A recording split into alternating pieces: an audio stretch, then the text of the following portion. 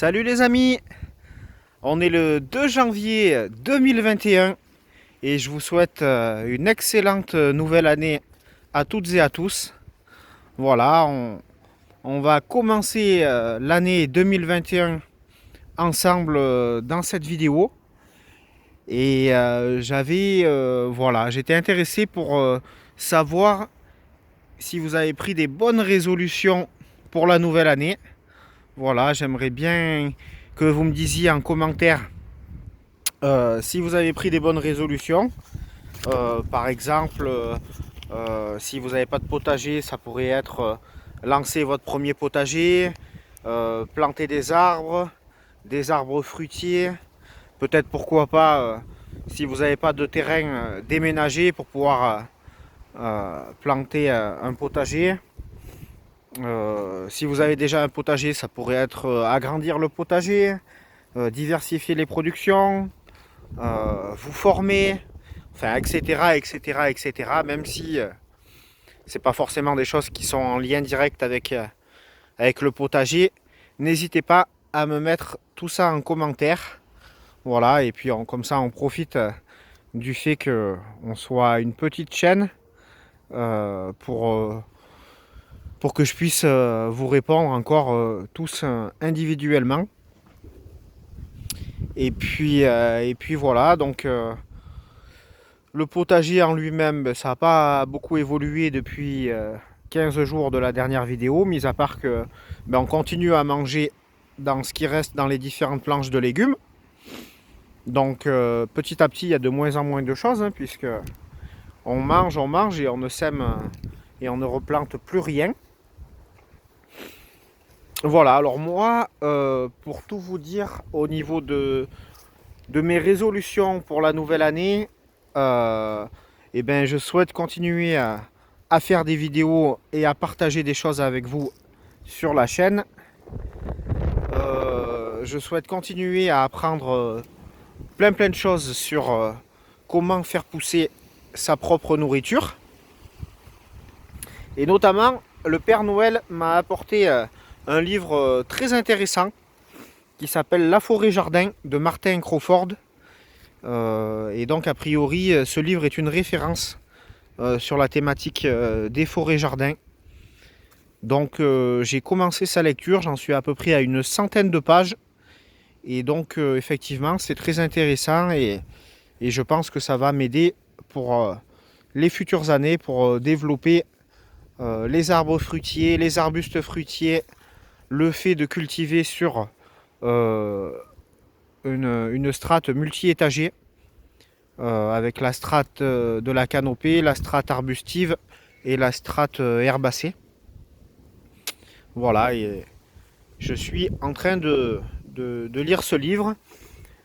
J'aimerais bien aussi, dans les bonnes résolutions 2021, essayer de m'organiser un petit peu mieux pour optimiser un petit peu mon temps. Voilà, mais bon, là-dessus, sur cet aspect-là, la chaîne, je trouve que la chaîne, elle m'aide parce que il y a des fois, c'est pas que je suis fainéant ou quoi que ce soit, mais il y a certaines fois où ça serait peut-être plus facile de repousser certaines tâches à un peu plus tard. Mais comme je souhaite absolument vous montrer certaines choses d'une semaine sur l'autre, ça m'oblige à être un peu plus rigoureux dans ma pratique. Même si voilà, ça reste une pratique complètement amateur, mais ça m'oblige quand même à avoir une certaine rigueur et du coup ça m'aide dans les différentes productions. Voilà, ça m'oblige un peu aussi à me renseigner encore plus et puis à théoriser des savoirs que quelquefois je maîtrise en pratique, mais après faut-il pouvoir les expliquer. Donc comme le dirait la célèbre citation, ce qui se pense bien s'énonce clairement et les mots pour le dire viennent aisément. Donc c'est pour ça que voilà, la chaîne m'oblige aussi à me renseigner, à réfléchir pour essayer de vous synthétiser les informations du mieux que je peux. Voilà. Et donc Bien sûr, je souhaite continuer à planter des arbres fruitiers. Voilà, dans une optique d'autonomie alimentaire et de biodiversité. Et puis enfin, je souhaite faire encore plus attention à mon corps et à ma santé. Alors c'est vrai que grâce à ce potager et grâce à mes arbres fruitiers qui commencent à rentrer en production, je mange énormément de légumes de très haute qualité. Mais ça fait pas tout. Voilà, ça fait pas tout. Il y a certains aliments qui viennent pas du potager qui peuvent être nocifs et on n'en a pas forcément conscience. Donc j'essaye de m'améliorer encore au niveau de mon alimentation, au niveau de mon activité physique. C'est vrai que j'ai toujours été plus ou moins sportif, mais là j'essaye d'augmenter encore les doses de sport. Et puis bien sûr l'aspect récupération et sommeil qui est très important. Donc ça demande une certaine hygiène de vie, mais on s'y retrouve en termes de forme et de santé. Donc en 2021, je vais essayer d'être encore plus affûté physiquement que ce que je ne le suis déjà. Voilà, et puis je voulais aussi vous parler dans cette vidéo de la récupération des coquilles d'œufs. Voilà, ça vient un peu juste comme ça après les résolutions 2021, mais voilà, ce matin j'ai broyé des coquilles d'œufs et donc pour vous dire que les coquilles d'œufs, systématiquement je les récupère, toujours dans une logique de zéro déchet. Et je les récupère aussi parce que je sais que elles sont très bénéfiques pour la croissance des plantes et des légumes du potager, dans la mesure où une coquille d'œuf, ça contient 95% de minéraux, des minéraux qui sont essentiels à la croissance des plantes. Notamment, il y a 38% de calcium, et puis le reste, c'est du carbonate, du magnésium, du phosphore. Voilà, une coquille d'œuf, c'est à peu près 6 grammes, la coquille d'œuf. Mais du coup, quand on en a un certain nombre, personnellement, je les broie. Je vais vous montrer ce que j'ai broyé ce matin. Voilà. Alors, là, je vais vous montrer quelque chose à ne pas faire, c'est-à-dire broyer les coquilles d'œufs quand ils viennent juste d'être consommés. C'est-à-dire que la coquille n'a pas eu le temps de sécher. Et du coup, ça s'agglomère un peu. Mais bon, c'est pas très grave. Le mieux, c'est de les laisser sécher au moins une journée. De manière à ce que quand on les broie, quand on les écrase, ça se colle pas entre eux. Donc ça va aller directement dans les planches de légumes. À des endroits assez aléatoires. Voilà, ça peut être au niveau des choux, ça peut être... Alors d'habitude, je le fais à la main, mais... Là, je peux pas trop pour filmer.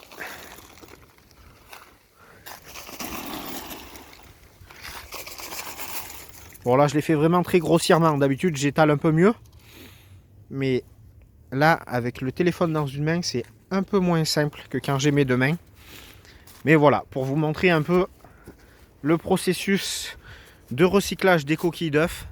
Et d'ailleurs je pense qu'il faudra que j'en fasse une vidéo à part entière des coquilles d'œufs parce que pour développer un peu plus dans le détail ce que ça contient et pourquoi c'est bénéfique à la croissance des plantes. C'est vrai que c'est vraiment très intéressant et je pense que d'ici quelques semaines, je pourrais en faire une vidéo peut-être un peu plus détaillée.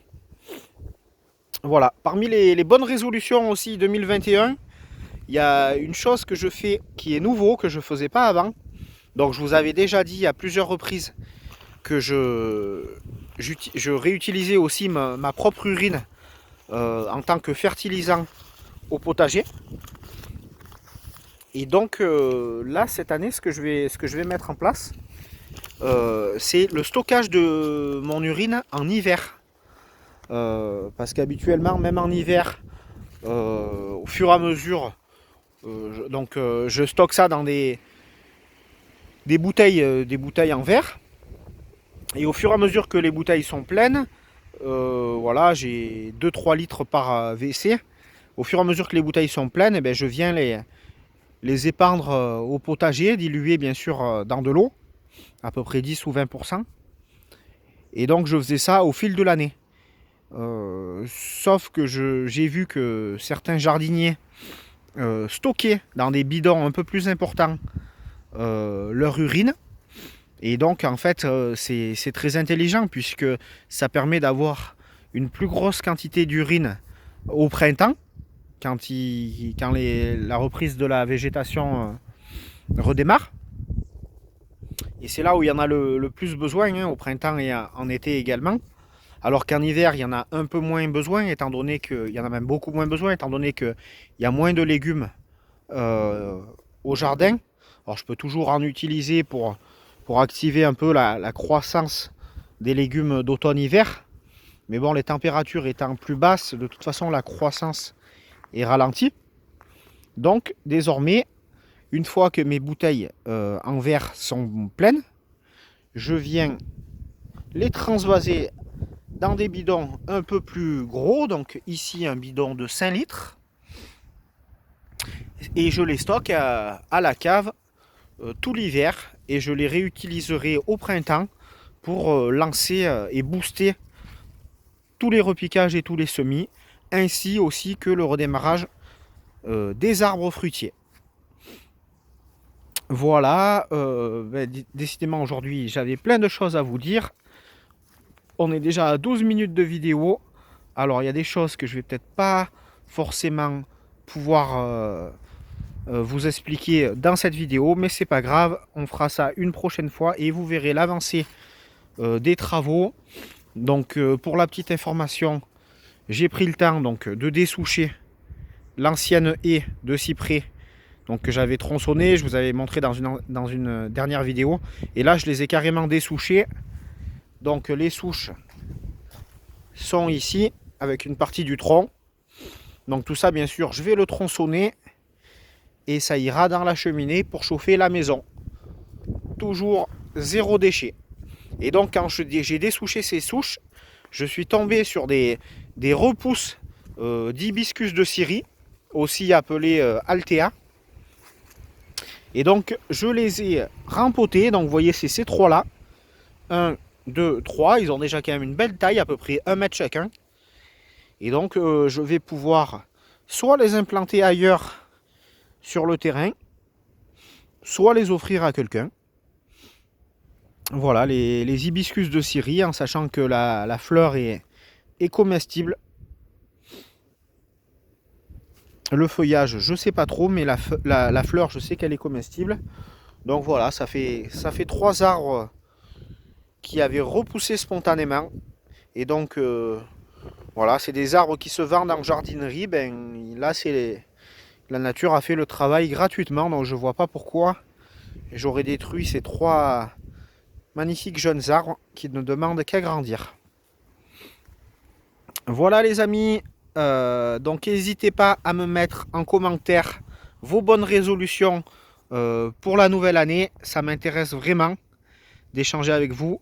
Et puis je vous dis un bon dimanche et à bientôt.